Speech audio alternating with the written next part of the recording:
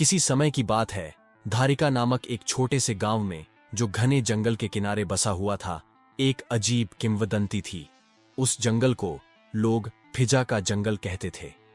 गांव के लोग मानते थे कि यह जंगल उन लोगों से फुसफुसाकर बातें करता है जो इसकी गहराइयों में जाने की हिम्मत करते हैं। लेकिन एक बार अंदर जाने के बाद कोई वापस नहीं लौटता था।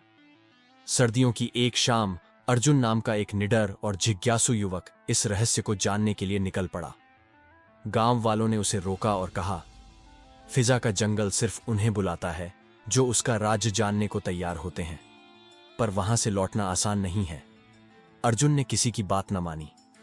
उसने एक लालटेन, रस्सी और छोटी सी चाकू लेकर जंगल की ओर कदम बढ़ाए। जैसे ही वह जंगल में दाखिल हुआ, ठंडी हवा और भारी लगने लगी। पेड़ ऐसे झुकने लगे मानो उसे रोकना चाहते हों। अचानक उसे किसी की धीमी आवाज सुनाई दी, अर्जुन, सच जानना चाहते हो तो आगे बढ़ो। अर्जुन चौंक गया। उसने पूछा, कौन है? मेरा नाम कैसे जानता है?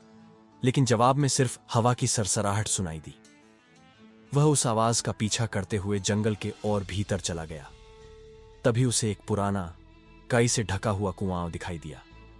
कुएं के ऊपर एक टेढ़ी मेढ़ी लकड़ी का बोर्ड लटका था, जिस पर धुंधले अक्षरों में लिखा था, सच पाना आसान है, पर इसकी कीमत चुकानी पड़ेगी।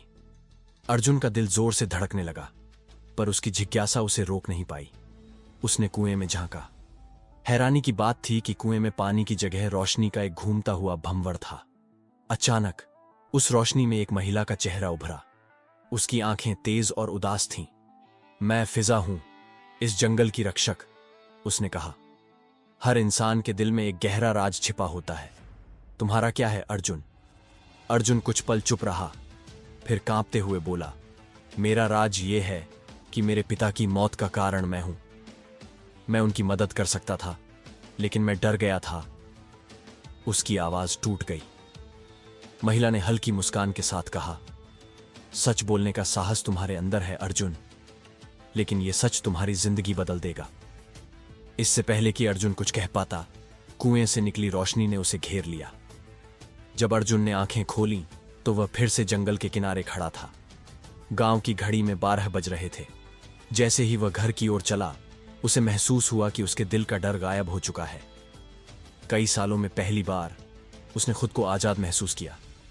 उस दिन के बाद से गांव वालों ने अर्जुन को एक बदला हुआ इंसान पाया, एक शांत, समझदार और सच कहने वाला कहानीकार।